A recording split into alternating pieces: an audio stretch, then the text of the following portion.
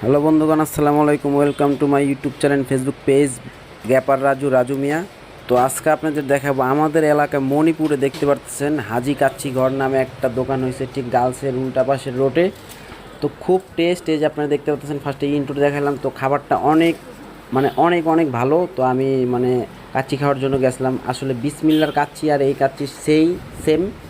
তো আসলে আমি আর বাবু খাইতে এসেছিলাম, দেখতে পাচ্ছেন আমরা দুইটা কাচ্চির অর্ডার করছি। তো 120 টাকা করে নিচ্ছে ওই যে তেহেরিটা আমরা আজকে খাইয়ে দেখবো কেমন।